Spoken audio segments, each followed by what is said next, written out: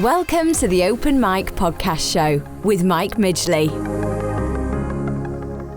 Hey, and welcome to the Open Mic Podcast. On today's episode, I'm excited to be covering a topic of conscious leadership, the secret to geometric growth. Now, as entrepreneurs, we're all out there trying to find an angle, trying to be a leader, trying to be a better person. As we know, leadership is not something that is granted, it's something that's got to be earned and respected. And ultimately, I love doing leadership podcasts on the show, purely and simply because it is a straight in the vein, direct injection into you guys as our listeners to sort of really lift that sort of motivation, make yourself self-aware and go and do better things. Today's influencer guest, I'm really excited about this. We've got an awesome background. I'll cover a little bit more about that later in the show. But I'm pleased to be joined by Harrison Hunter Reid from Koohlah LLC. And Harrison originally joins us from the greater New York City area, but in a different place today. Harrison, welcome to the Open Mic Podcast Show. Thank you so much, Mike. I'm looking forward to spending the next 45 to 60 minutes with you. Yeah, absolutely. And for those who are actually watching this on the blog as opposed to listening on the apps, just tell us a little bit about the background there with the trees going and where you are located in the world today. Yeah, awesome. Tell us a little bit about where you are in the world today. Yeah, so my career, my occupation, my businesses, they take me all over the world. And when you're traveling all over the world every single month, you don't really have the ability to set up a home base. And so in all the places I've been, I found one place where I am just at my most happiest, my most productive, my most self. And I found myself in Medellin, Colombia, in a little area called El Poblado. Amazing. And if you don't know anything about Medellin, it went from one of the most dangerous cities in the world to one of the more safer cities, wow. Especially for a third world country. And they call it the city of eternal spring. Do you guys do Fahrenheit or Celsius where you are? Both. We'll take it either way, yeah. Both, okay. Well, it's about 75 to 80 degrees Fahrenheit every single day with sun. Or I think that's 25 to 30 degrees Celsius every single day. And so whenever I have a month or a month and a half where I don't have to be anywhere, which is rare, but I'm very blessed to have one right now, I come back down here to Medellin, Colombia, hang out and focus on my businesses. Yeah, it's fabulous. That's amazing. And it is so difficult when you're traveling all the time. At my age now, at the ripe old age of nearly 50, I don't have to do as much traveling, but I used to do quite a lot of traveling, 10, 15 years ago. And it is hard, but it looks amazing and it sounds amazing at all. And if you want to learn a little bit more about Harrison, what I'm going to do is head over to the website, harrisonhunterreid.com. We're going to put all those links in the app and the show notes, so you don't need to worry about sort of writing that down. You can check out Harrison on Instagram as well at Harrison Hunter Reid, and that's spelled HUNTERREID. Obviously, you can get him on Twitter, Facebook. We'll put those links in there as well. But go give him a check out. You can also search various hashtags, including happiness, entrepreneurship. You'll see a lot more around that as well. So let's learn a little bit more about Harrison. A little bit of a background going off here. So, I hear a lot, Harrison, about talking about following your passion, being an entrepreneur, go around the world, But what I'm really keen for the listeners to understand is what really drives Harrison Hunter Reid every day. Right. So that's a really good question. And so growing up, I actually struggled a lot. I had a 4.0 in ninth grade in high school. And I think my senior year, I dropped it down to a 2.6 GPA. When I was 17 years old, I got a job. I thought I wanted to be in real estate. I love the idea of hanging out with people all day and making millions of dollars. So I was like, real estate is a great deal. So I got an internship at a real estate firm, and I offered to do it for free because I really wanted to learn the industry. I was really interested. And one day, a couple weeks into my internship, my boss calls me over and she's like, Harrison, we're having an open house tomorrow. I'm going to send you a list and I need you to call these people and invite them to our open house. And I'm like, no problem, send it over. So I walk back to my cubicle. I sit down in my chair, the email pops up, I click on it, and it's this Excel spreadsheet, and I'm looking at it and I don't see the bottom. So I scroll down And I scroll down, I still don't see the bottom. And I scroll down, and there are 2,000 names on this Excel spreadsheet. And she wants me to call them all to invite them to an open house. And it's already like, noon or 1 o'clock in the afternoon. So I have 4 hours to call 2,000 people, which is, completely impossible. So I sit there and I'm like, you know what? Anything is possible. I see that all of these emails are on this Excel spreadsheet as well as the phone number. So I was like, oh, I'll just send them all an email, and then I could go back to, playing games on my phone and, mess it around. So I copy all the emails, I put it in email, I send it out. And then I sit back and I'm like, oh, this is awesome. I did all my work in a day in like a minute, and now I could just, do whatever I want to do. And then an hour later, I get a call from the CEO of the company, and I'm like, I'm an intern. I shouldn't be getting calls, especially not from the CEO. So I pick up the phone. He's like, Harrison, I need to see you right now. So I walk over to he's one of those CEOs that, wants to be like in the mix. He's, I guess, more of like a servant leader. Like he's one of the people. So I walk over to his cubicle, which is in the middle of the floor, and I show up and I say, hey, how's it going? And he says, did we ask you to, call a bunch of people to invite them to an open house tomorrow? And I was like, yeah, you did. He's like, did you email them? And I was like, yeah, there's 2,000 of them. I couldn't call all of them. So I sent them an email, and they all know to show up to the open house tomorrow. I'm like kind of excited. I'd be like, in the back of my mind, I know it's never good to talk to the CEO, but I'm kind of excited because I think I did something good.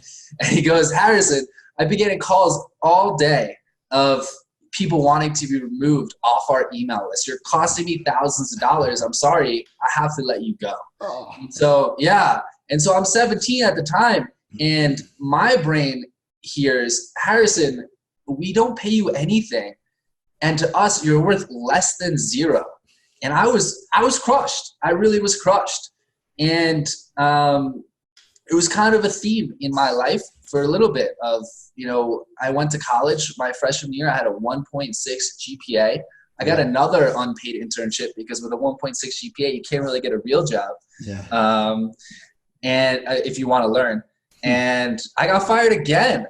And what I realized was I really needed to be invested in what I was doing. In the beginning in real estate, I was a great employee because I was so excited to learn about real estate.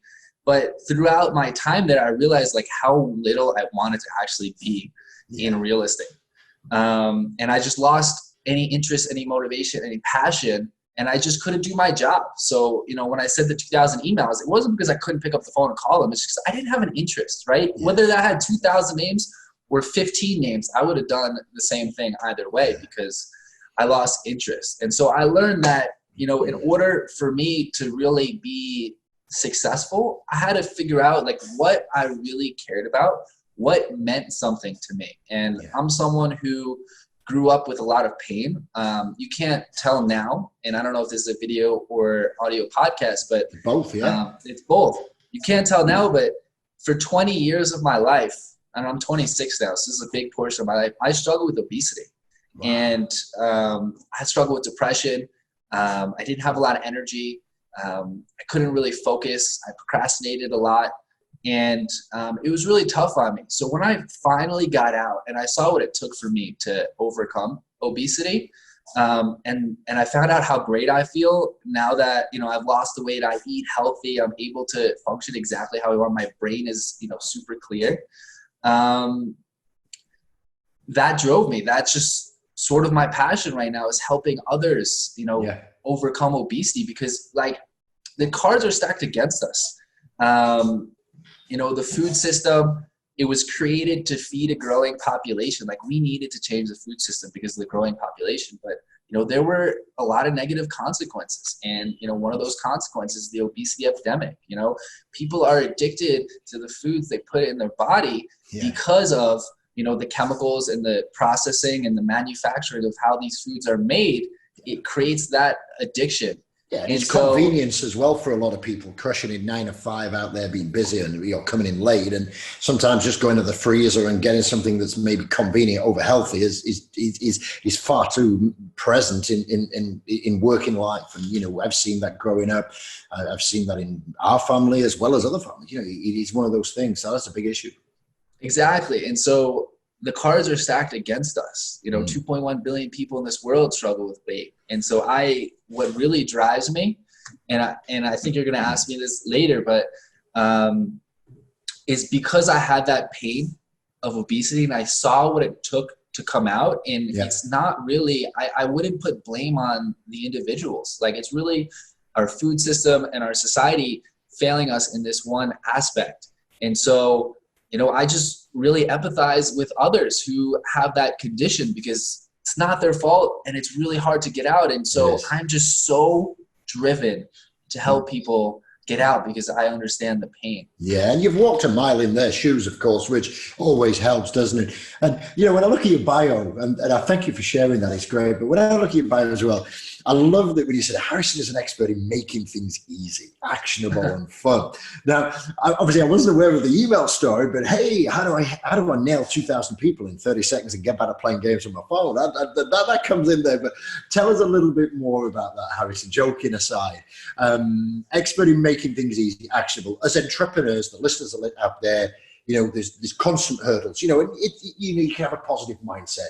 You can be raring to go. You can have the energy, but sometimes, these bricks or these obstacles just keep hitting us left, right, and center. So it can be a challenge sometimes. So tell us a little bit more about how you approach that easy fix thing. I love that. I'd love to quote, I don't even know if this is Bill Gates, but, people say this is Bill Gates, where he said, I prefer to hire a lazy person to do a hard job because a lazy person will figure an easy way to do it. Yeah. And as you heard my stories from earlier, I grew up as a lazy person. I mean, I started working at 14, but it was a very, very easy job. Yeah. And, I was lazy in school. I was lazy in my careers. And, I had to figure out the easy way to do things. So I think that's a really good question, and it's a really important thing. It's sort of my entire credo, how do we make things easy? And so for me, passion is one of the biggest things, right? Yeah. So there's multiple definitions of easy. You could look at building a business and is it easy? I believe it is. Not because it doesn't take hard work. You have to put in the hours. There are a lot of things you do. But when you could create a driver, a vision or a passion behind something, and you could really find yourself doing all the things you need to do to build a business without hard work. I mean, not without hard work, with it being easy. So let me bring that back and make it more clear for people to understand. So there's two kind of big movements I see in people who want to have a successful life. Yeah. There's the movement, and I'll name a name. It's kind of like the poster boy of this movement would be David Goggins, and it's all about mental toughness. And he says, if it doesn't suck, I don't want to do it. And because of that, he's built up this incredible mental toughness where he could do anything in life that he wants to do because he's so mentally strong. But it's hard, if it doesn't suck, I don't want to do it. I'm sort of more on the other spectrum where I want to figure out ways that anything I do is enjoyable. Yeah. And so a lot of that is mindset, right? Coming up with a vision for what you truly want. For me, for instance, just as an example, I run a health food company. It's called Koohlah. We're launching in March. And I talked about this earlier with Jamie. My vision is, I want to help those that struggle with weight issues take control of their own health, live a more vibrant life without asking them to have to diet or to change the way they eat. We're just producing radically healthy versions of products they already love. So that's my vision. Yeah. And then it's what would I get when I accomplish that? I mean, how proud will I be? How happy will I be to help, millions or billions of people around the world get out of this? It's a lasting impression, a legacy that you can create, which has got meaningful value. It's good causes. It's got a genuine benefit to the end user, but also entrepreneurial and enterprise behind it as well, which is nothing wrong with that, providing the value and the product is good, which is amazing. It's fantastic. Exactly. So on that point, you mentioned about the businesses. We got a bit of the early days, and I know when I watch on your talks, you get fired from every possible job. So you think, well, hey, I'll work for myself, things like that. So we've got that earlier part covered a little bit. You've mentioned about the Koohlah there as well, but tell us a little bit more about the speaking that you do. Obviously, there's some TEDx stuff in there and some various bits and bobs. We were discussing off air, your schedule is pretty mazy and winding around over the next right.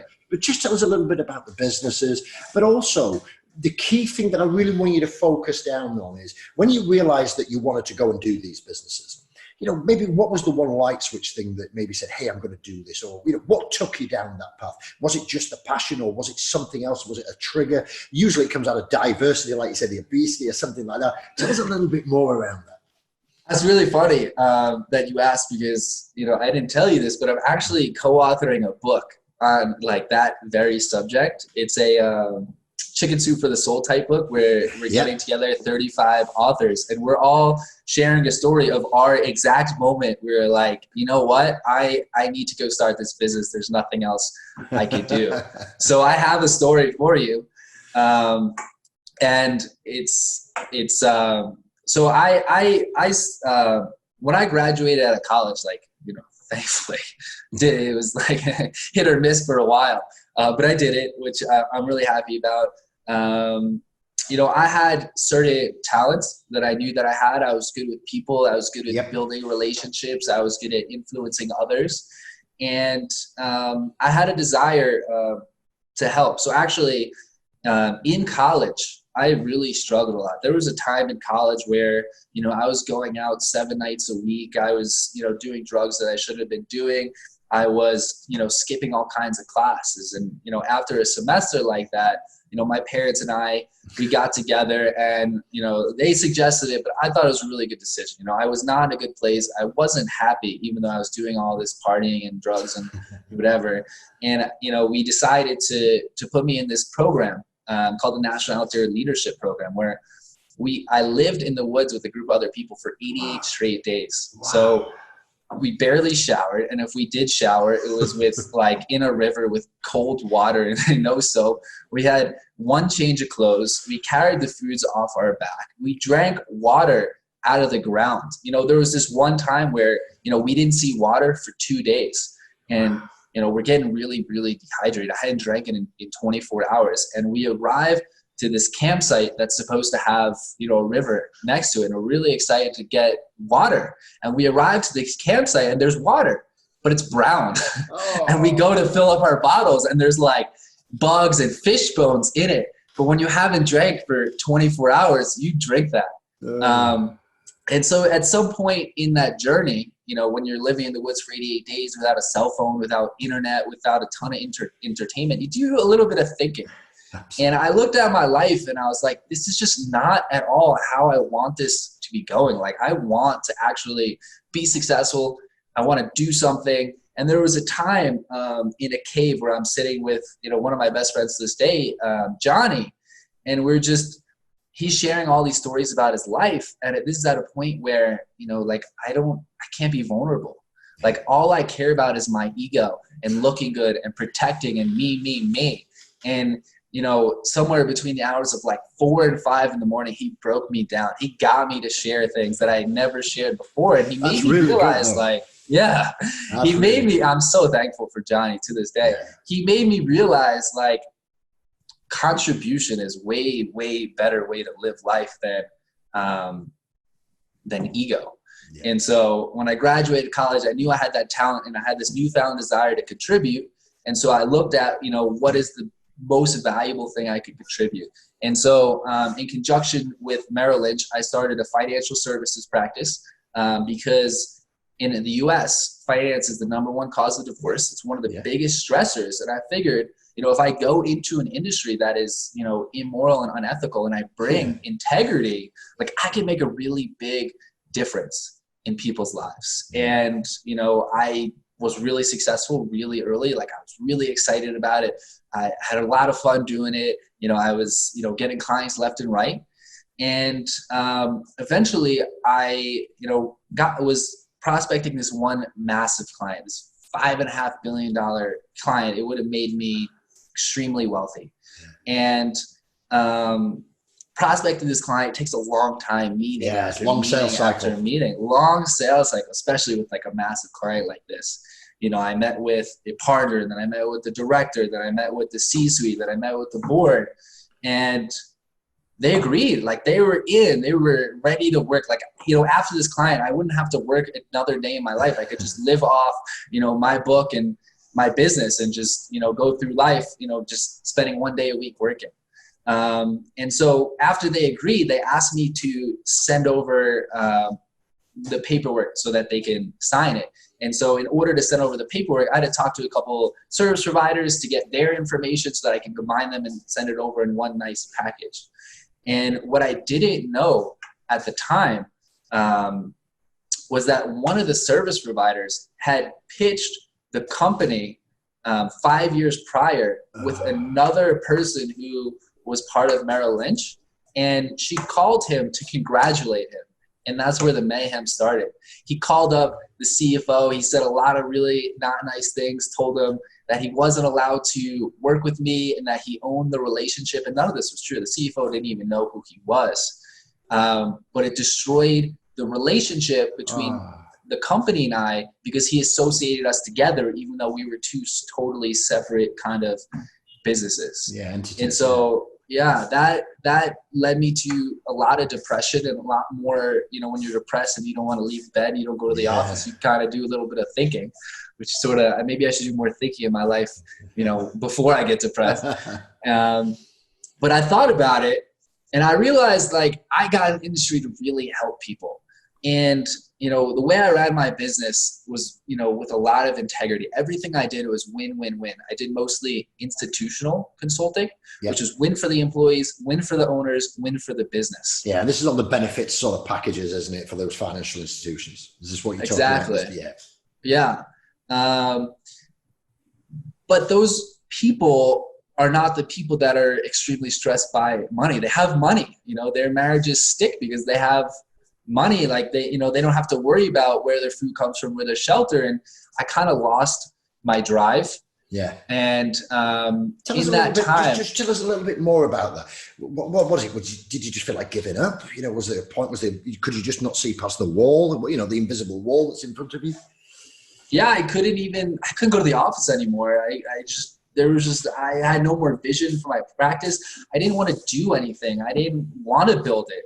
You know, it just didn't interest me because I wasn't helping the people like I thought I was. Yeah, you were set out to And so I sold that business, and that was the moment where I was like, okay, like, you know I got into that business to try to help people, and I did help some people, not the people that I really wanted to help. I love my clients. I love working with my clients.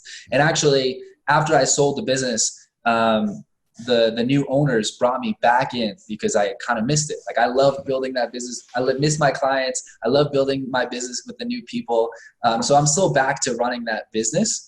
But I'm super passionate about my food business because I care so much about it. It means so much to me. I have cried several times talking about my business on the phone. And that's just like one of the most beautiful things. And I want people to know out there, like it didn't start that way. You know, it started as, you know, I struggled with obesity. I overcame it.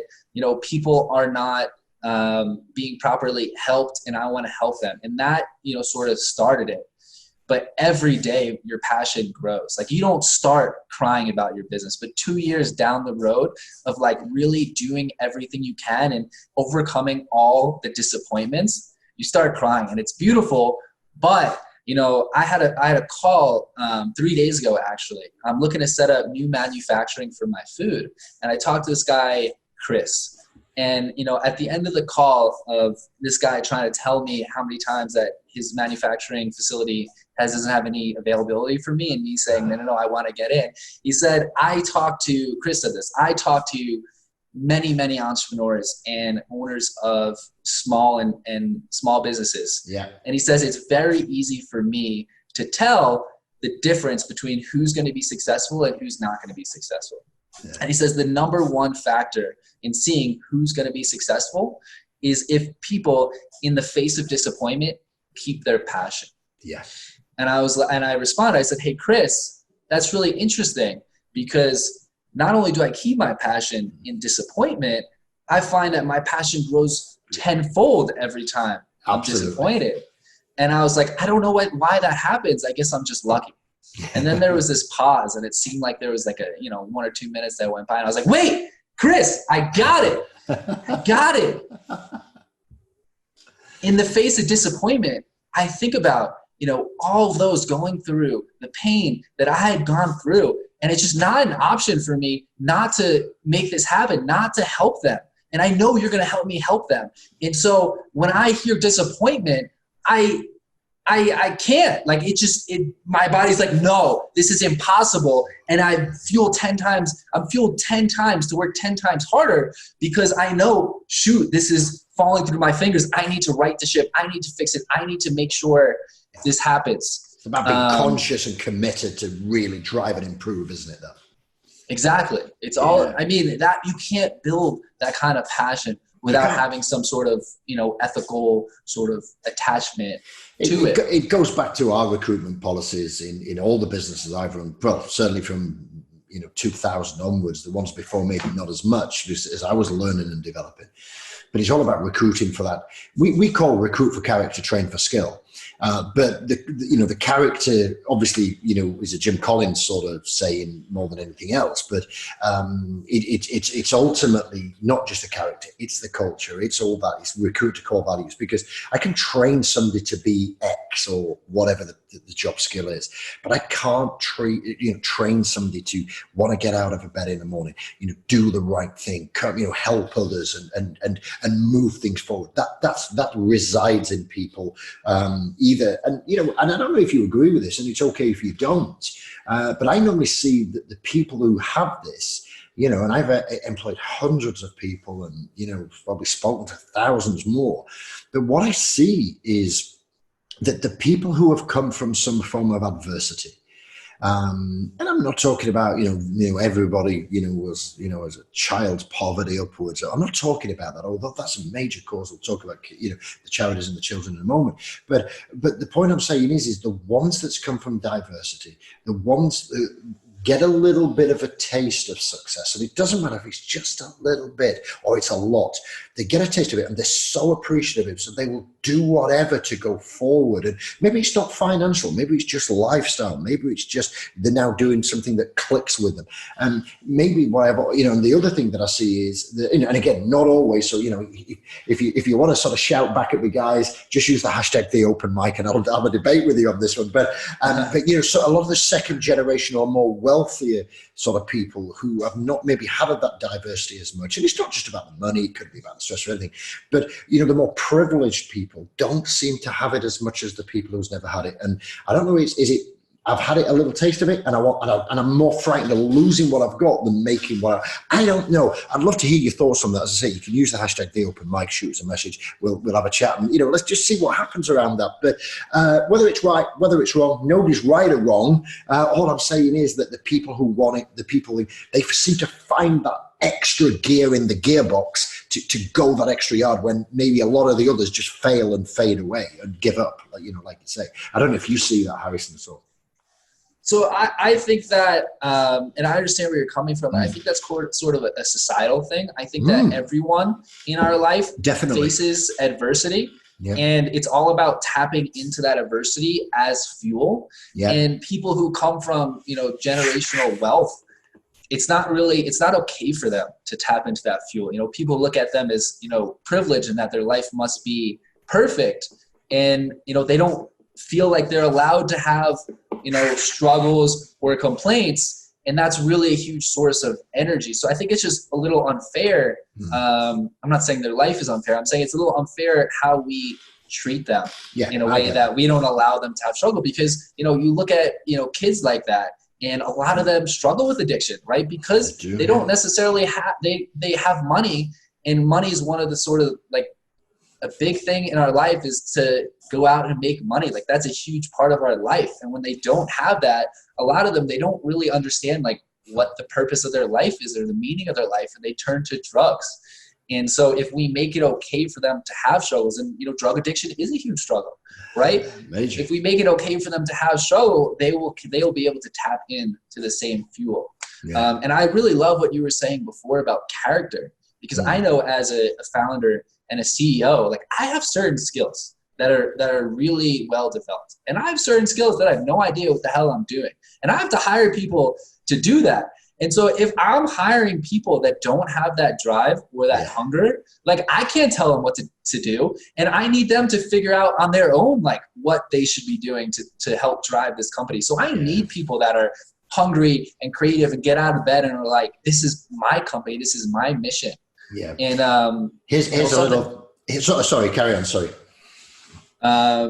So something that I love to talk about, and I know most of your audience is entrepreneurs, but this is something relevant to everybody. Yeah. Is whether you own the company or not, and this is a good thing to share with your employees. Like, having a why is really important, and it doesn't necessarily have to be the company's why. I have a friend, Justin.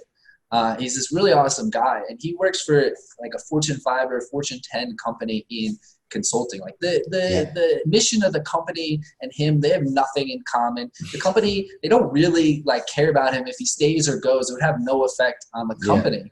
But he is one of the most productive, driven employees. And here's why. He does marketing consulting for financial services companies. And he doesn't really care about the financial services companies either. He doesn't care if they're successful. But what he cares about is he has a grandmother who's 85 years old or something. I'm not exactly sure on her age. And she needs certain financial products in order for her to have money to, live the life she wants, have the experiences she wants, to put food on her table. And he knows if he can do a really great job helping these financial services companies market their product, people like his grandmother will eat. So he goes to work every single day at this Fortune 10 consulting firm in order to feed his grandmother. And that fuels the hell out of him. And so, one of the most important things is to find your why and to have all your employees find your why. It doesn't have to necessarily be because, they want to join Koohlah because they care about, the obesity epidemic. Maybe they just have a grandmother who, loves these processed snack foods, and he wants or she wants their grandmother to just live longer, to be around, just to share stories, like, But it's also as the leader, but it's also the leader's responsibility to work with the employee to help develop them and get them to the stage. Because, a lot of people, and again, I speak for over 25 plus years of entrepreneurial life. There's a lot of good people in early progressive roles, getting through. They may not want to be your sales director or your finance director, but they've got so much value to add, and they just sometimes are maybe frightened to ask. So, go and put an arm around them, or not literally, but just say to them, hey, how can I help you develop? And, and I'd love to know what you're doing out there as listeners. What are you doing to develop your stuff? What are you doing to identify the quiet people who've got all that potential to pull that out? Again, you can shoot us a message using the hashtag The Open Mic. I'd love to, see what strategies, and maybe we could share that around and see what also is working and what's not working. And, it's all about a learning course, but I see a lot of underdeveloped talent is what I'm saying. And if you look at your employee base today, there is people in that base. You might think, I need to get rid of that person, or they'll never be anything but the good and they just do whatever. But go and scratch beneath the surface, because there is talent everywhere. And as Harrison says there, you just got to find, that why or that purpose or that value or that mission. And it's a great example. And I love to share about the food processing and, it is, the disappointment. That's amazing sort of segue back from there as well. So I'm just going to take you back a little bit more as well, only because it's close to my own heart. 18, you're in the events business, raising money for kids' charities and raising thousands and thousands of dollars. So for an 18-year-old, you shared the story about being lazy, not self-centered, but what's in it for me? Maybe going something down the wrong path. Suddenly you find, and get in the events business and start raising money for charity. And I notice you sit on some advisory boards for like Help the Children and and things like that, and the National Alliance for Mental Illness. My personal and corporate charity is the NSPCC, the National Society for Prevention for Cruelty to Children. So there's a big sort of thing there. So tell us a little bit more about that, because what I'm hearing bring to one side this is Harrison, he's lazy, he's dropping out, he's skipping classes, he's doing this, but yet at 18 years old, you know, and there might be slightly different times, I accept that, but you go and get into the events business and start, you know, giving back. And was that after you did the sort of the trip into the woods, before? Or tell us a little bit how you got into that and some of the good causes that you raised. Totally.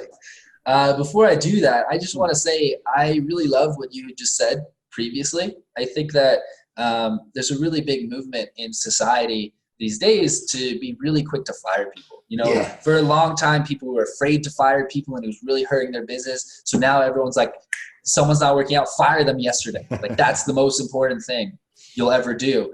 And I think that, you know, a lot of employees have untapped potential, you know, and if you can work with employees, you could save, you know, a ton of time. You know, I don't know for everyone, but for me, like, the hiring process is pain, man. It takes a lot of my time. And it's like, when I'm hiring someone, it's because I already have too much on my plate and I need someone to take it off. So now I'm adding extra to my plate. So if anything I could do to prevent that process makes me really happy. And I'm not saying you shouldn't fire people. Like, you should definitely fire people. It can be really beneficial to your business.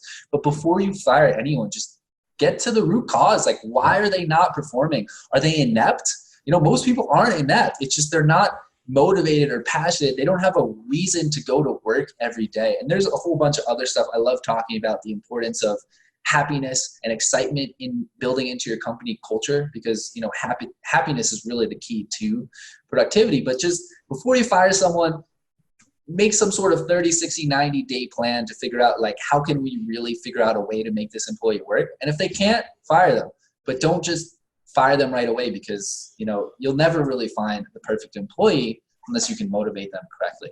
But to your question about the event business, about the charities, I think I'm really lucky. I had a really good upbringing. My dad, you know, similar to you, my dad tried to get me involved early on. So he would bring me to charity events, and, you know, it was really important for him to do good in the world. He's actually had a sort of midlife crisis recently where he went from investing money to make money to now he's sort of, you know, one of these leaders in educating people about the field of impact investing, which is really cool.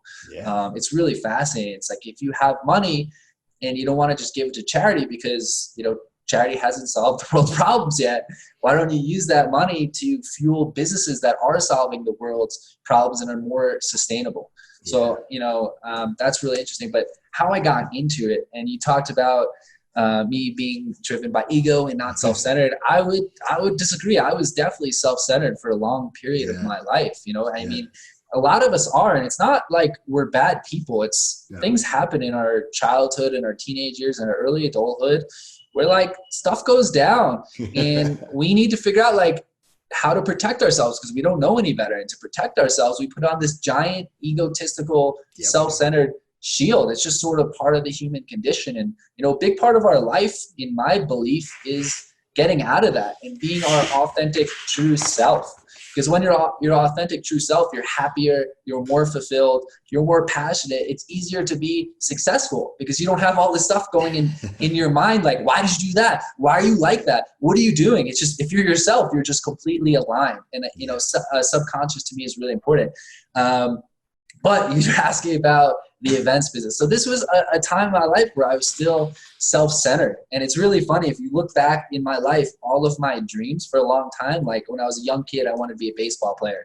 Then I wanted to be a comedian. You know, then I wanted to be a professional basketball player. Then I wanted to be a disc jockey. Wow. And so, like, a DJ, you know, I wanted all these things to have attention and to have people love me. And it's really funny because now that I'm actually sort of building this public persona and I'm being on stage in front of people, it's after I learned that, you know, true love and fulfillment comes from within, and it's all about loving yourself and then giving back. It is. And it's just fascinating that sort of got me to the area where for most of my life I craved so badly.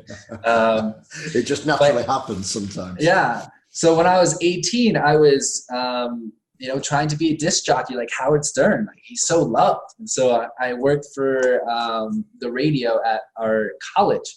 And our college doesn't really fund our radio, but we need equipment, we need, you know, marketing, we need all these kinds of funds. And so, I got together with a group of friends, or a couple group of friends actually brought me in. And we were like, we love to party. we need to get some money so that we could pursue our egotistical dreams of being like famous DJs and singers or whatever. What can we do? So we put together this events company, and we threw events to raise capital for the radio station so that we didn't have to like beg people for money. We were adding value and doing good, and it was amazing. I mean, we threw a couple events. Our biggest event we had over 800 people, and we're just a couple of 18-year-olds. But congratulations, amazing. We were able to get sponsorship. So the entire party, like we had a pretty big DJ, at least for our city. We had amazing lighting equipment. We had this incredible event venue. It was actually this giant outdoor pool. We had beautiful sound systems. We had like 3 different sound systems, and we were able to get all of this for free, either through them just wanting to support what we were doing because we were doing it for a good cause, which was the radio, which adds value to people's lives. And then we were able to secure sponsorships. Like I think Vitamin Water was one of our sponsors. We had 8 different sponsors come in and pay for the rest of the event. So every single dollar we made, every single dollar that people paid for tickets went directly to the radio station. Yeah, that's amazing. And then for the other 2, Help for Children and National Alliance for Mental Illness, when I got into the financial services business, and I started seeing how I wasn't making the impact I really wanted to make, kind of had to supplement it a little bit. So I joined some other charities of really important missions. Children are a big theme in my life is helping those that can't help themselves. People who are beasts. Most of them people that I talk to, they eat healthy. Like they generally eat healthy. It's in times of, emotional distress when they turn to these highly processed foods that, they have this deep craving for it to help get out of the emotional, distress, but it's actually making it much worse. So like, it's not their fault. Like they're being pulled to this, and I'm trying to help them get out by creating products that gives them that relief and makes them feel really good about themselves. But also like, children can't defend themselves from an adult. Children are abused, and it's really awful. So Help for Children is a charity that helps treat and prevent child abuse victims, and it's just so important. And then Amazing. National Alliance for Mental Illness. I mean, man, we all know people that struggle with mental illness. I have people, very close to me. I struggled with depression for a long time, which is kind of a mental illness. And, people who are mentally ill, when they're really extremely ill, they can't fend for themselves. Like they have no one to protect us. They're vulnerable, aren't they? They're vulnerable. Yeah. I mean, what I'd love you to do as well is please send us the links to both those charities. We'll put those onto the show notes and put them all into the links. And, if you're coming up to a tax year end and you need to get rid of some money, go and make a donation. That's what I would say. But yeah, we'll put those links in there. But that's great. And, that's a big relief for me as well. With adults, and I know there is, genuine handicap and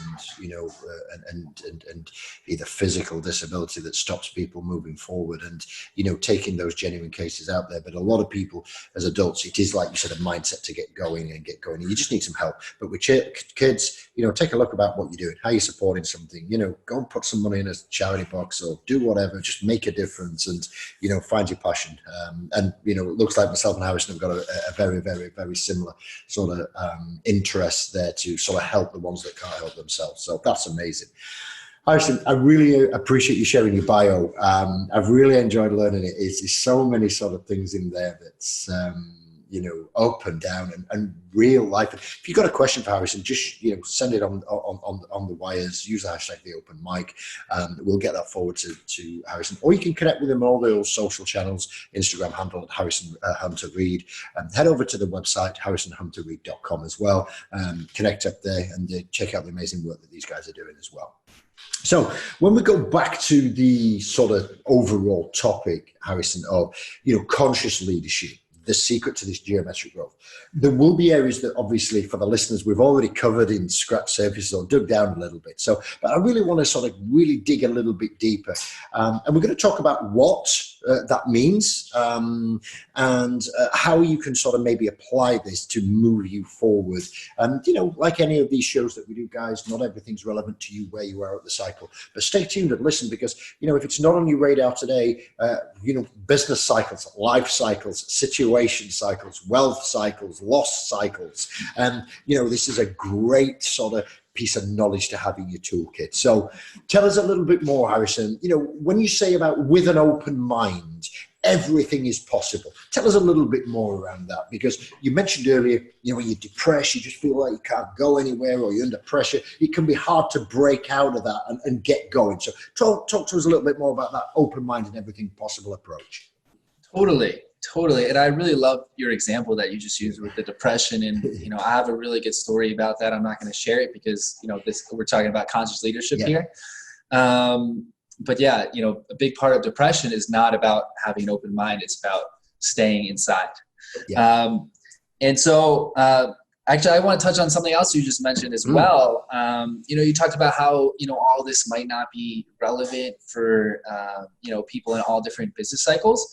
And I would argue that, the things that I'm about to share are relevant no matter where you are in business. And I'll explain why when we go through it. But with an open mind, everything is possible.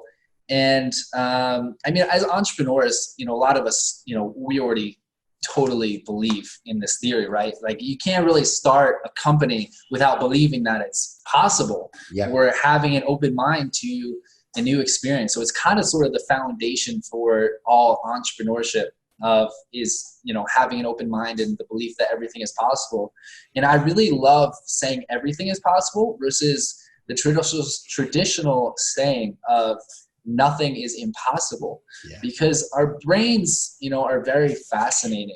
And, we don't really hear not or nothing or never. We just hear the word. So when you say nothing is impossible, your brain is hearing the word impossible. It is. It's thinking things are impossible. So, something that's really important to me, and I try to live like this, I'm not always successful. It's a ton of years of conditioning that I'm trying to get over. But I try to keep all of my words positive. Because when you have positive words, you give your body positive energy. And it's really fascinating.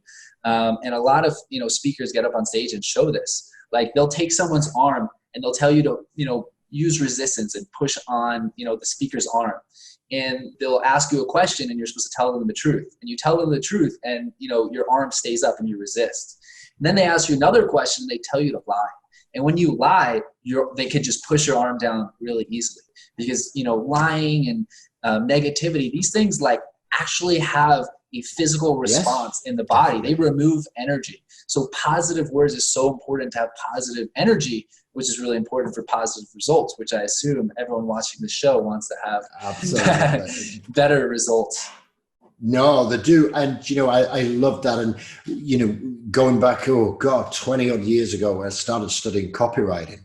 And that is exactly, it's not only that for strategic and direct response copywriting, but it's a similar mentality that when you're selling sales copy, you're not using the word but, you're using the word however, using positive statements. Imagine. I must have used imagine in copy 10,000 times, because imagine what you could be, and it's not false advertising, but it's just how that motivation. So I love that. And you're absolutely right. That absolutely is nailed whichever cycle that you're at. And one thing I just picked up on there when you said, nothing is impossible. You do, because you sort of skip over that nothing is.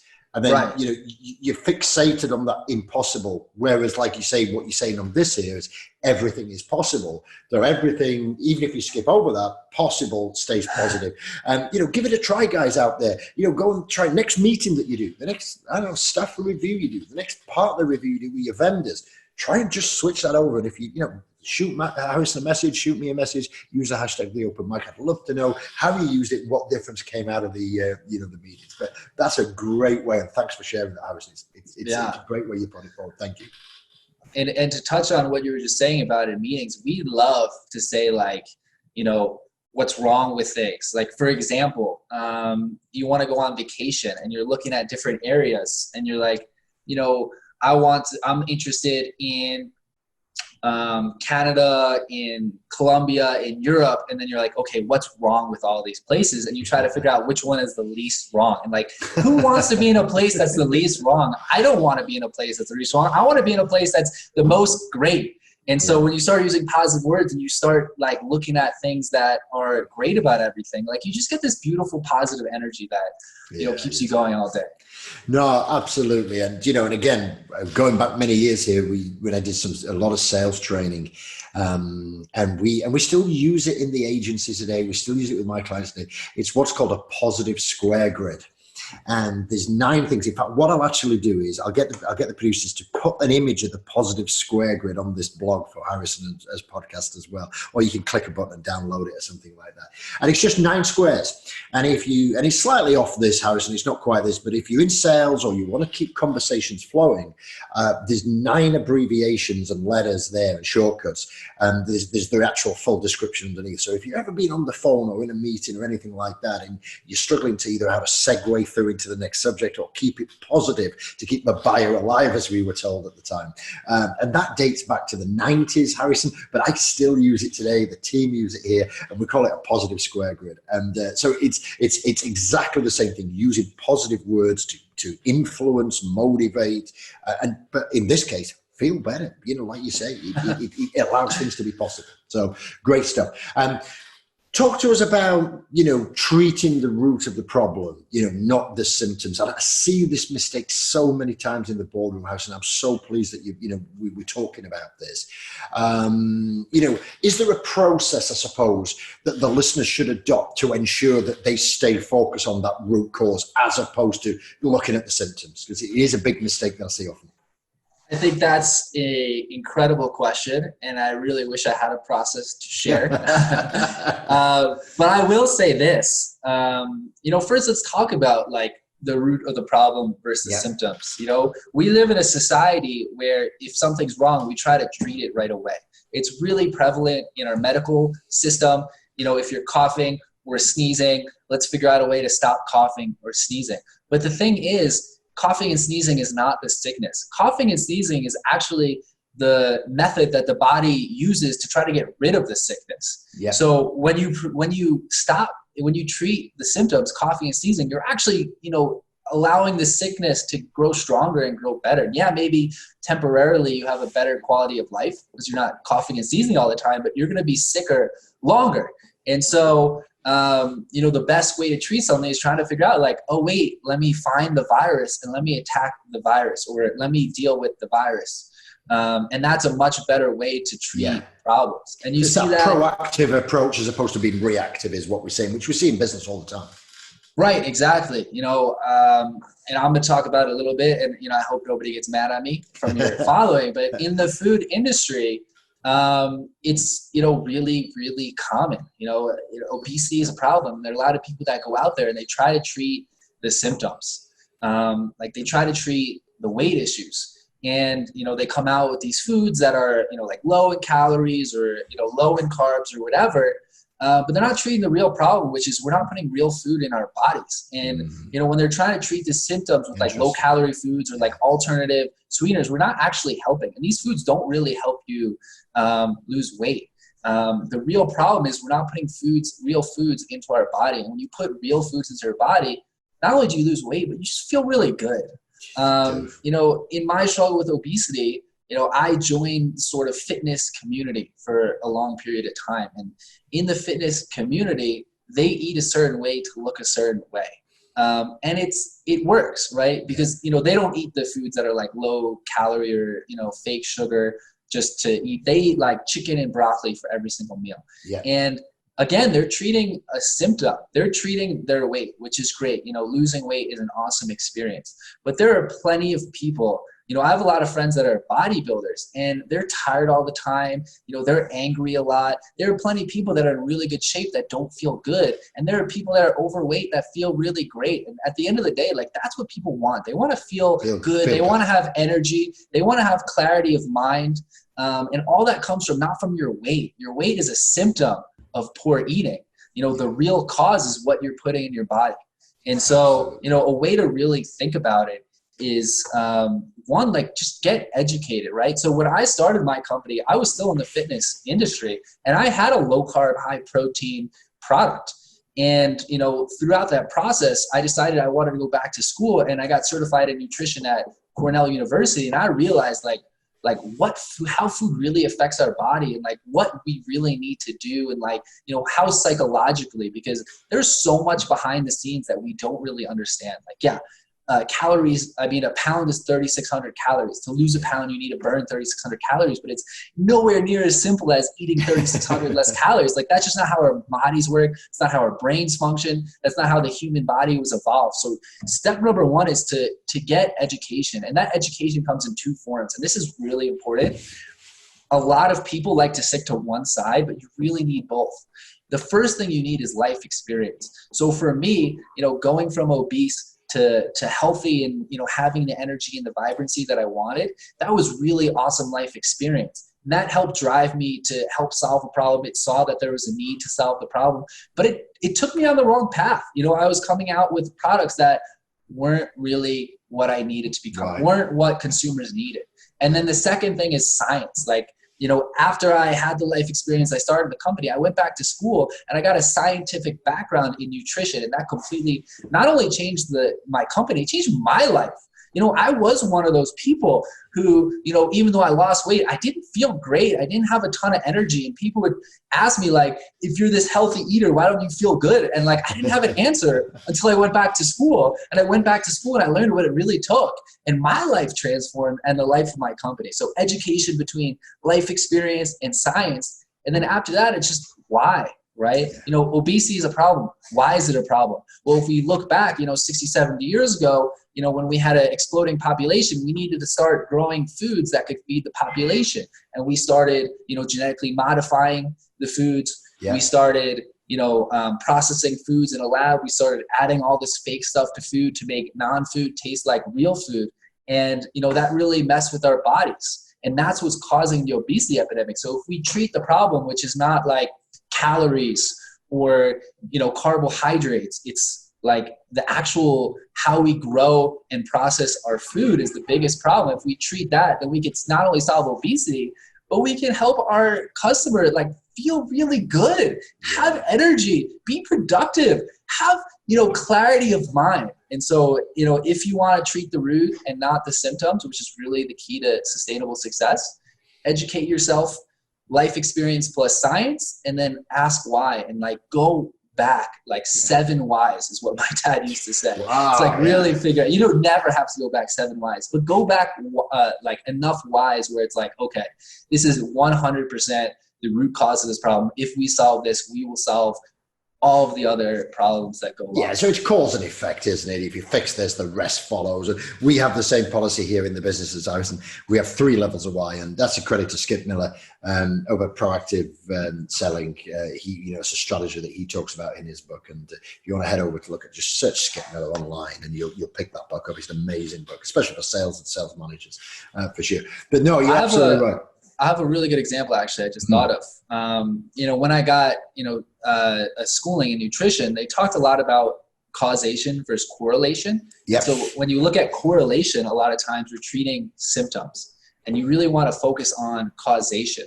And so in school, they talk about sodium. Sodium has this really bad rep.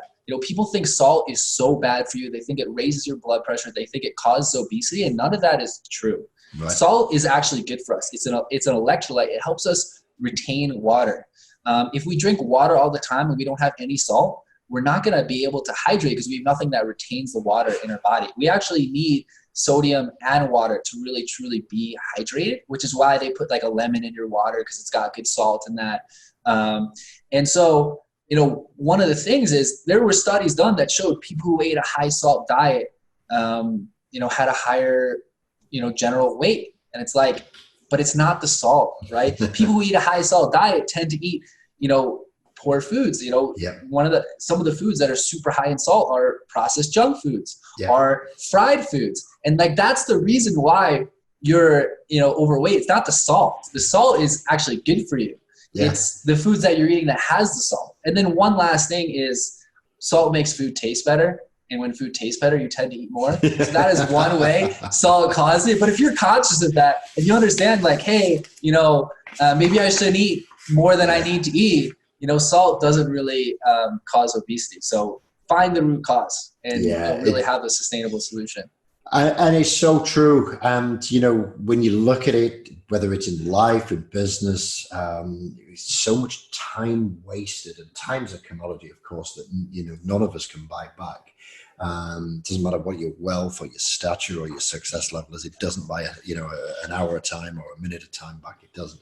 Clock never stops. I don't get it. Yeah, it doesn't. And what I would say is, think about, you're looking at your business today, you're looking at your life, you're looking at your leadership, you're looking at your career, whatever it is, pick out the number one thing that you may be struggling with, and go and identify what you believe that root cause is.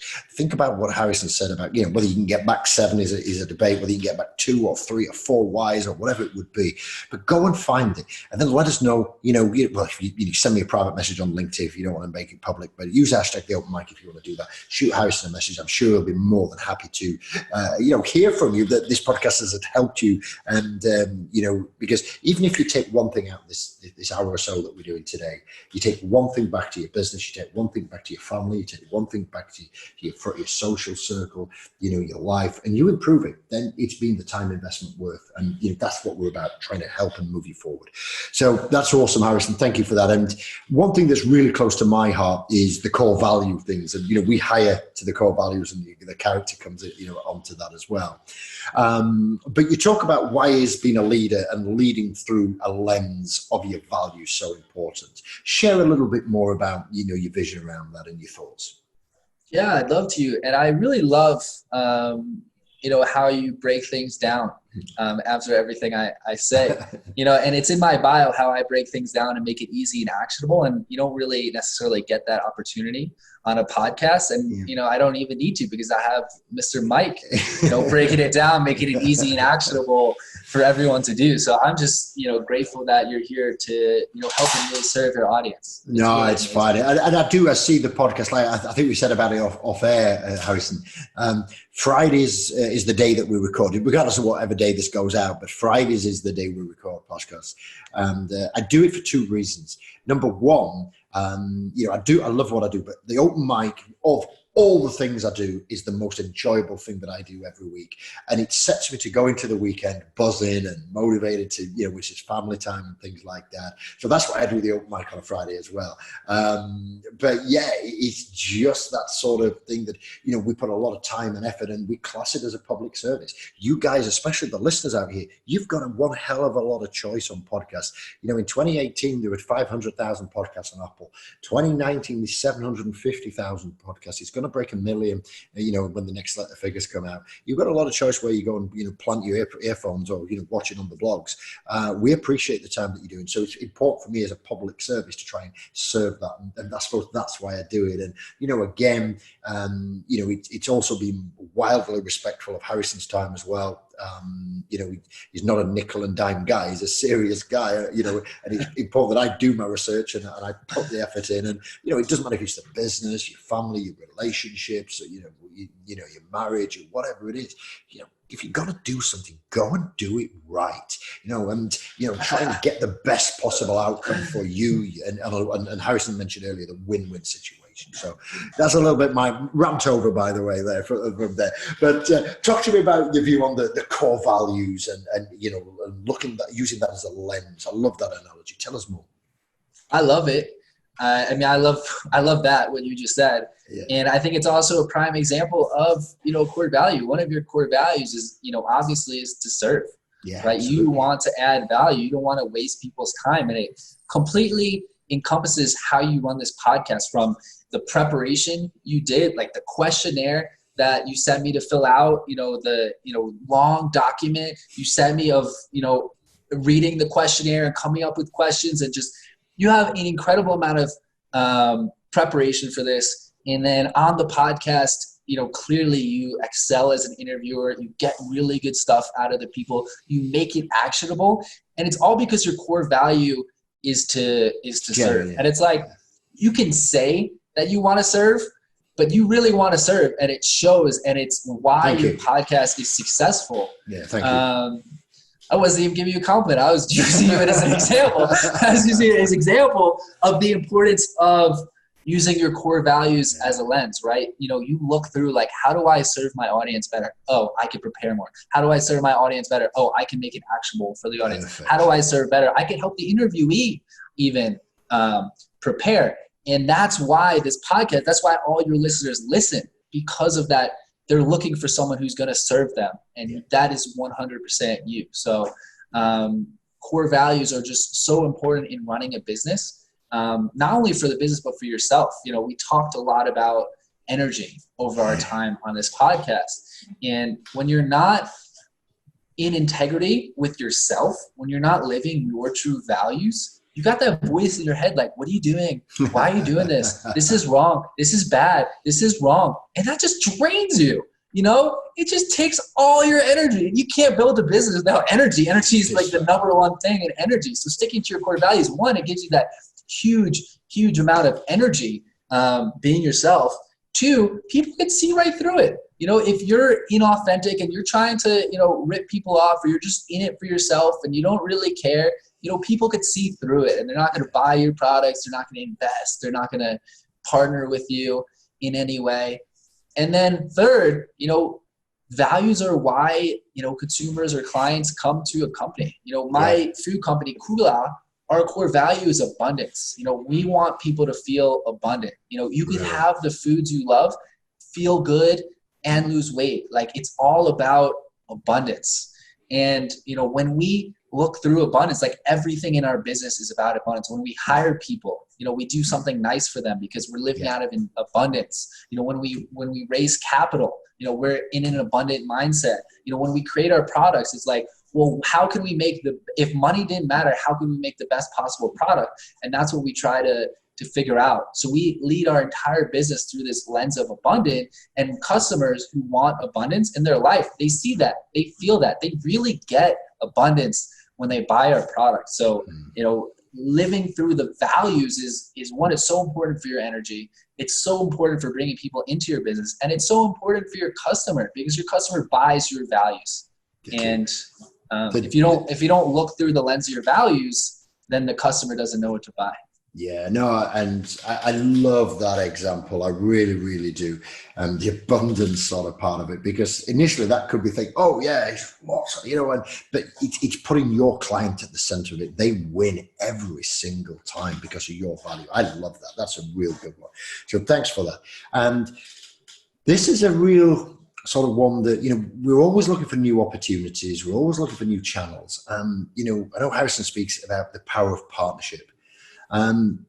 We all know what partnerships are. You know, there's nothing new here. Let's just be quite clear. But partnerships in business, partnerships in relationships, partnerships in life, you know, they change lives, is what I say. And they make things. And, you know, partnership is two people or a group of people, you know, contributing. So cover this in more depth for me, Harrison. And could you just give me a couple of examples, or share with the listeners maybe one or two examples of how partnerships for entrepreneurial purposes, whether it's in leadership or whatever, can really make the difference and really start a movie forward? Oh, totally. Yeah, everyone knows about partnerships. It's been talked about a lot. You know, people have been doing it since the beginning of the time. But I think that it's undervalued. I think so in this entire talk about conscious leadership and how that leads to geometric growth, this is really where the geometric growth happens. You know, all the steps before that, we're setting it up for this.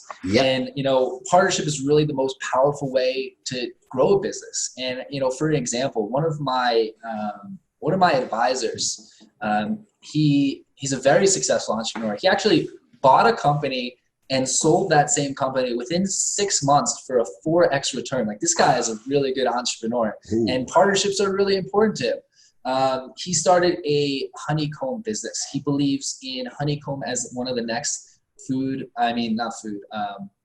health food products. It's a way for you to get vitamins and minerals it's sort of like a multivitamin, a supplement to get all your vitamins and minerals, except for the fact that it's whole foods, which is way more bioavailable for your body. So, when you take supplements and you're just taking like powdered forms of these vitamins and minerals that our bodies needs, you're missing out on a ton of secondary compounds that actually help our body digest it. So you're not really getting the vitamins and minerals your body needs, which is why the supplements, they have like 15,000% of vitamin C, because you're getting like, 0.5%. And it's definitely not the best way for us to get vitamins and minerals. And he thinks honeycomb, he'll be able to deliver vitamins and minerals in a bioavailable way.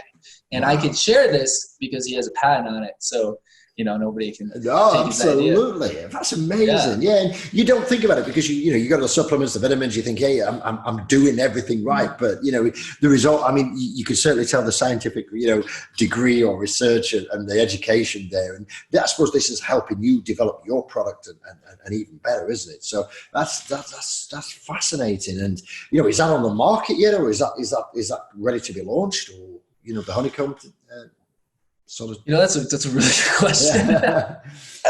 I believe it's out on the market. I think it's really small right now. He's doing some market testing. It might be on Amazon. Positioning of that, yeah. I will send you a link to it, so you could share it with your viewers. But anyway, how that relates to partnership is, he's a solo entrepreneur. He actually doesn't have any employees. He went to one of the biggest manufacturers of honey, and he's like, I can help you make more money by selling honey in a different way if you do all of my distribution, all of my packaging, all of my sourcing. And they said, yeah, that sounds great. And so he created this partnership with this company, one because he's solving a problem. He's has an open mind. He is looking through a lens of his values, is, delivering a good product. So that's part of the way, he was able to get this partnership. And then why it's so important is he doesn't have to think about distribution. He doesn't have to think about producing his product. He doesn't have to think about sourcing. All of that, which is 50% of growing a business, is just off his plate, just like that. And it's really slick because the big honey manufacturer has already figured that out and worked it out. So exactly. He's getting better deals. He's able to sell the product at a lower price and have a higher margin. There's just so many amazing benefits that he has because he has this partnership. And I think a lot of people don't think about partnership in that way. Don't think that big. Like, you could get rid of an entire aspect of your business, not get rid of it, but you could have someone else do an entire aspect of your business just by, getting a partnership. And I'll share one more example from my life.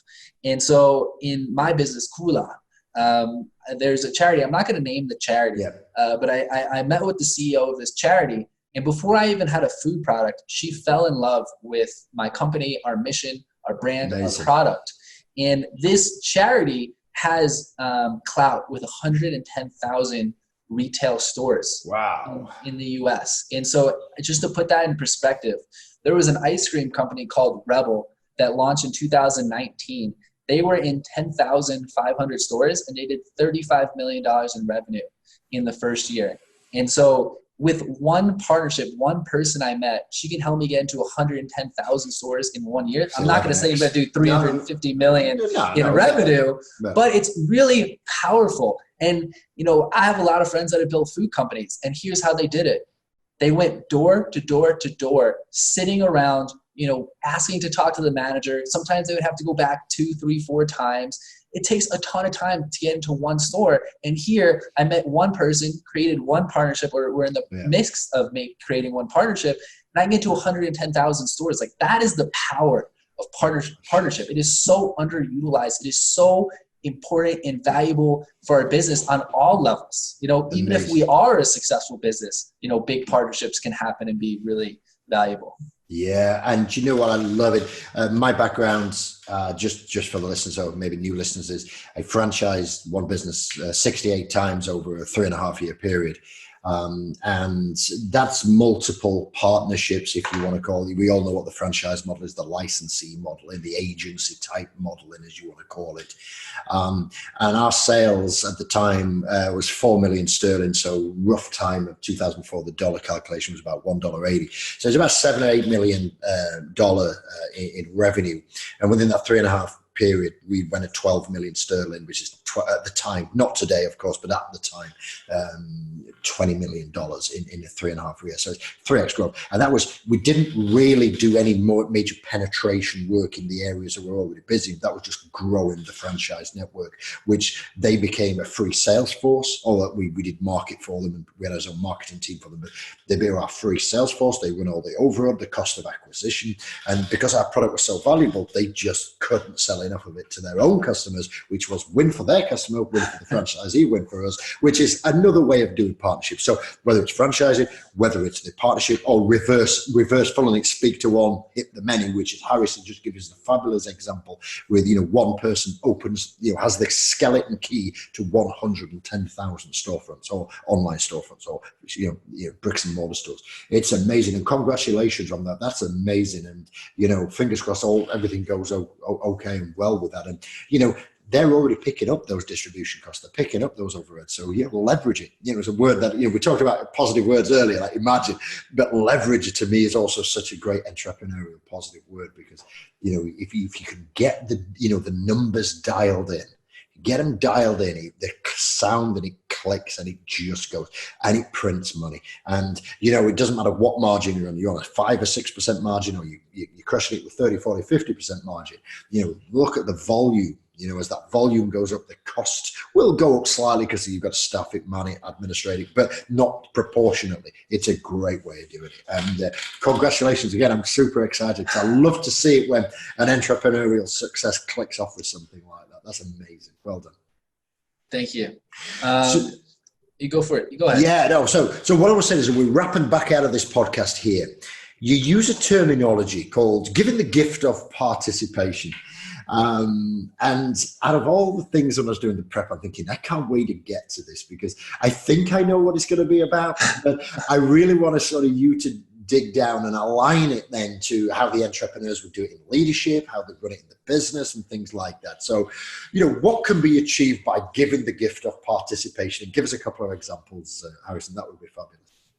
Yeah, I mean, this is it, right? This is everything. This is where it all comes together. So everything we talked about today was sort of just layers on top of layers on top of layers on top of layers. And this is the culmination.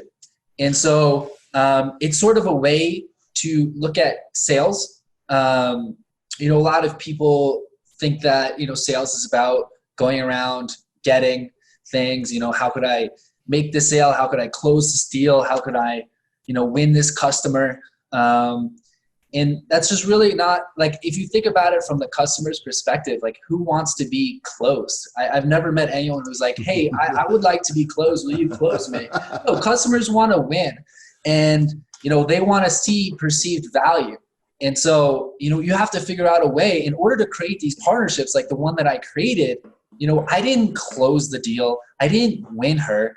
I offered her participation in my business because, one, we have such deep structured core values that we're trying to bring the world that aligned with her. She is really passionate about, helping people that are obese. And so we aligned with her. And then it wasn't about getting her connections. It was about allowing her to be in the business. And when you structure your partnerships in a way like, I would like to give you the opportunity to be an investor. Like, they're like, oh, that's so awesome. He's allowing me to invest. And, the thing is, there is a lot of people that are interested in investing, but even if there wasn't, it's just a way to sort of position yourself where, like, you're adding value to the investor in an extra way. Like, of course, we're going to give them a great financial return, but now they think that they're lucky to be in my business and they're more attached to the business. They're like, oh, I'm lucky that he allowed me to be in. This is so awesome.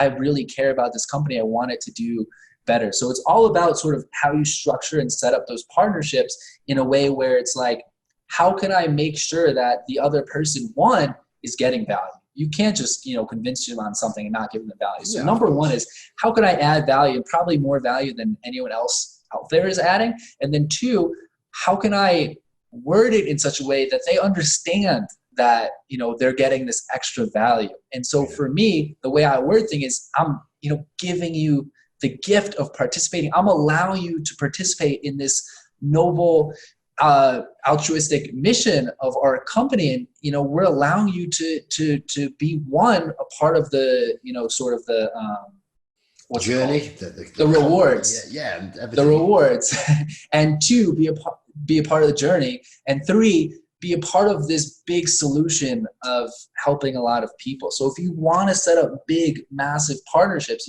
in the form of my mentor, he's like, look, I'm going to bring this to the world. I have the patents. I'm allowing you to be involved. I have a way where you can do nothing extra and make more money by just, having me sell this product from your production versus you selling it. Absolutely. And so, who doesn't want to get a gift, right? I love gifts, and if you were going to give me the gift to be a part of your company, like, I would be 10 times more likely to say yes than if you were like, I want to get you into my company, So it's sort the of a words way, again, isn't it? It's that positive thing, the gift. Like you say, we give gifts at birthdays or, special celebrationary times, whether that be Christmas or any other sort of celebration that we give gifts. And even when we get married, you give the gift of a ring or whatever it would be, and it becomes special. And I love that. And, I love how it comes together. And, I think too much time is spent, being tunnel visioned in the entrepreneurial life, where you're not looking outside. And go and challenge yourself. We've set you a few challenges today, and I know that's a lot of homework, or business development work, as I would normally call it. But go set yourself another business development task. Put it on the whiteboard. Make it happen. Get your team together. Get some ideas going. How could we leverage, and get those gifts of participation and build these solutions up to really grow this business. And again, we would love to hear if that's helped you. And Harrison, that's been amazing. Thank you so much for sharing it. My show book is full of notes I've written. I think I need some new pencil. The value you delivered is outstanding. Thank you ever so much for sharing not only your wisdom and your knowledge and the practical tips today, but just for the time that you give us today. We're so appreciative. Thank you so much. Thank you for having me. It's been, a total blast. Anything I could do to help. I think you asked a question earlier that I didn't get a chance to answer. Yeah, sure. Maybe this was in the pre-interview, but it was like, why I got into speaking. Well, speaking changed my life. It totally transformed me throughout all of my businesses. All of my success is attributed to listening to great speakers. So now that I have the opportunity, I want to give that back. And that's why I became a speaker, was just to offer that same value. And so thank you so much, Mike, for having me on the show and allowing me, to have an outlet to add that value to your audience. And it's been such a blast. You're such a great guy, such a good interviewer. Thank you so much. No, thank you so much. And as we wrap out of the show, if we were looking at this conscious leadership, the secret to that geometric growth, we know we've dug deep. So if we could give 3 pro tips to the listeners that they could physically just get hold of, they'll no doubt rewind, play. But if they could just give us 3 pro tips to get them going with this, what would the sort of, the core areas you think that they need to concentrate on? Totally.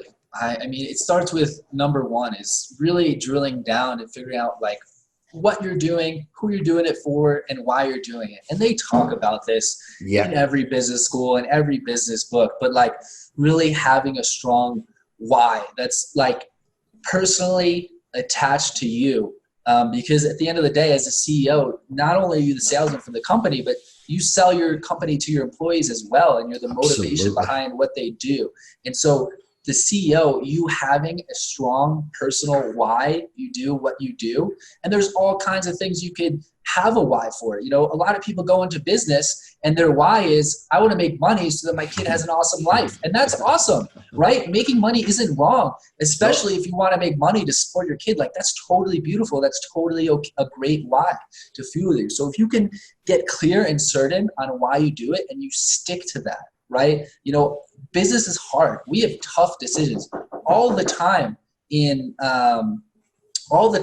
my manufacturing process and our research and development. There are tough decisions like, hey, this would make the product cheaper or, easier to create, but it might be a little worse for your customer. And you're faced with these decisions all the time. And if you can stick to your values, you're able to, build a more successful company. And then number 2 is, that was 1 and 2. Stick to your authentic beliefs. Stick to your values. You know, sticking to that, it gives you energy. It allows people to come into your life. And I'm getting a knock on my door. It's all right. I apologize. It allows people to come into your life and want to help out your business. And then 3, like to your customer, if you are your values, which is what they're buying, if you can stick to your values, they'll trust you. They'll be a supporter. Like, you know, they will go around and, you know, promote your business for you because they're like, there's so few brands that they can trust these days. So if you're that one brand that they can trust, customers are going to shout your name from the rooftops. So get clear and certain on who you are, who you want to help, what you're doing, and why you're doing it. Stick to those values throughout the entire business cycle and all the decisions you make. And then 3rd, give the gift of participation in your business. Allow people to come into your business. Offer that up. Create these partnerships that are win-win-win for you, the partner, and the customer. And like that is the way to geometrically scale a business. You know, when I created that partnership to help me get into 110,000 stores, I didn't even have a product yet. Imagine selling to 110,000 stores without a product. Like, that's baffling. And it's because I was clear and certain on why I was doing it. I wanted to help those who struggle with weight issues take control of their health and live a more vibrant life. I stuck to those values throughout the entire process of building my company. Everything I make is out of a mindset of abundance and how we could give the customers both what they want and what they need.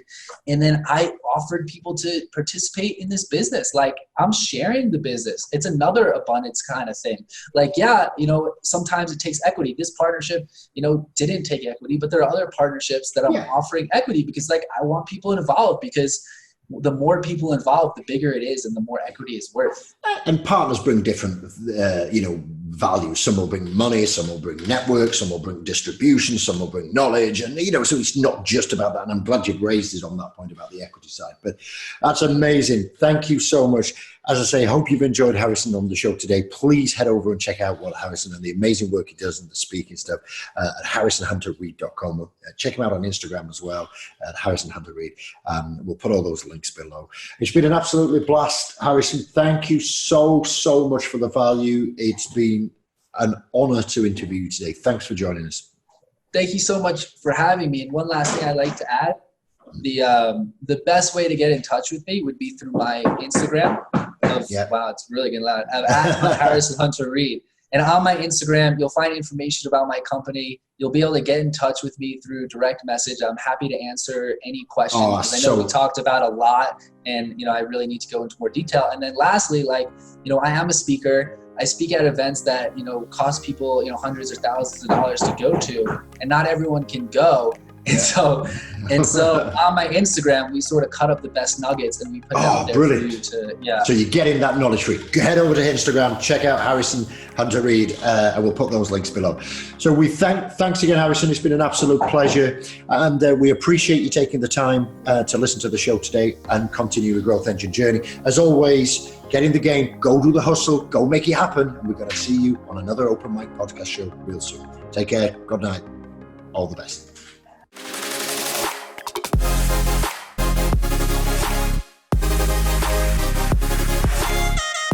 You have been listening to The Open Mic, brought to you by The Success Hub.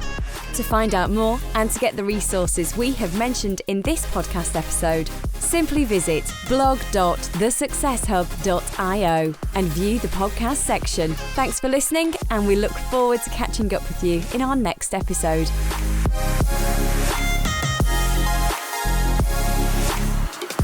This podcast and associated materials is published under copyright to The Success Hub. All rights reserved. No reproduction of this material is permitted.